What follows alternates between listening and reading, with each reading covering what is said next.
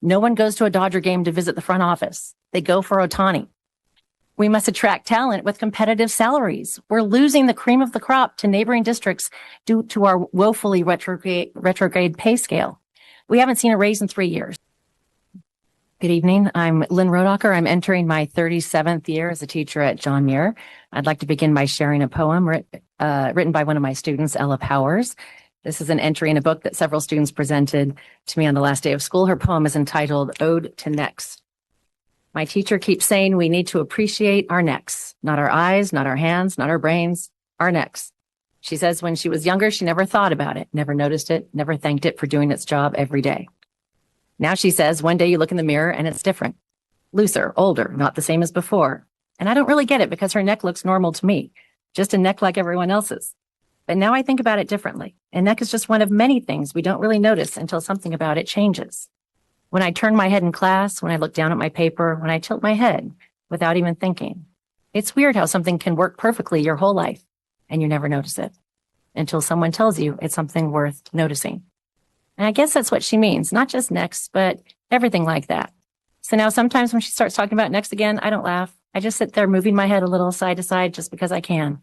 And I think about how many things I've never really paid attention to that have always just been there, even if I never would have thought about my neck at all without her. I love this because I try to teach my students to notice and find meaning in the little things and to find connections.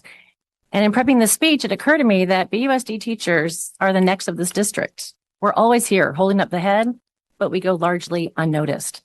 While all of this year's nonsense has happened over here, gobsmacking grift and gaslighting and investigations and payouts and legal expenses through the roof, over there, we were quietly, steadfastly getting the job done of educating our students.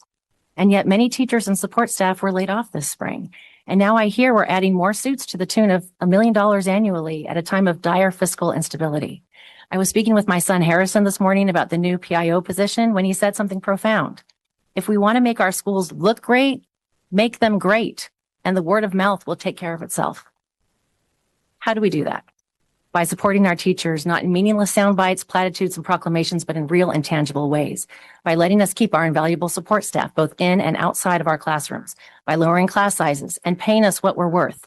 No one goes to a Dodger game to visit the front office. They go for Ohtani.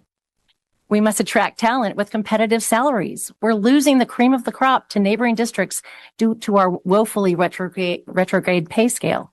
We haven't seen a raise in 3 years. During the same time, overall inflation has risen nearly 9%. Our class sizes have risen too. Most of us have 10 to 20% more students than we did 3 years ago. We have an ever increasing number of accommodations. I had 19 students last year with accommodations. I had to write 4 versions of my final exam with these accommodations in mind. Everything takes more time.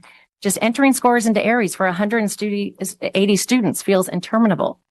Picture grading that many essays or short stories and providing meaningful feedback.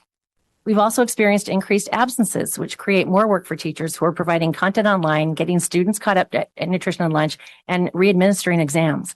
My husband, Rod, and I each have had students in recent years with 40 or more absences, and nothing seems to happen. How much ADA are we losing on absences? There's a gold mine there if we just have the resolve and creativity to get our students back into our classrooms and that money into our coffers. This takes a coordinated effort between the district and our schools, but the problem is there is a gulf between us. No one seems interested in anything we have to contribute. We have a superintendent's budget advisory committee made up of teachers, admin, and parents, and from the sound of it, this committee is spoken to, not listened to. I've gone almost 6 years without a core novel to replace Mildred D. Taylor's award-winning novel, Roll Thunder, Hear My Cry, which was banned from whole class instruction in 2020.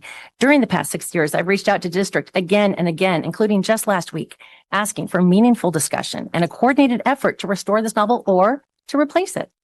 I've heard crickets. Since the books were banned, my son Harrison has graduated from BHS, earned his college degree from the University of Arizona, and worked in Pasadena Unified for a year. He has done all of that in the time it's taken to coordinate the selection of a core novel, which isn't expected to happen until the fall of 2027. And now we're hiring more district personnel. I have a novel concept. Let's get our current district employees to do their jobs. We are in dire financial straits. Creating expensive district jobs while ignoring and undercompensating our teachers and staff is the wrong course. Drastic cuts are on the horizon, cuts most likely felt by those of us in the trenches. My student Ella wrote that a neck is just one of many things we don't really notice until something about it changes. I'm thinking it's time for a change. It's time for teachers to work to contract and let the new PIO work their magic. See how that pans out. Thank you.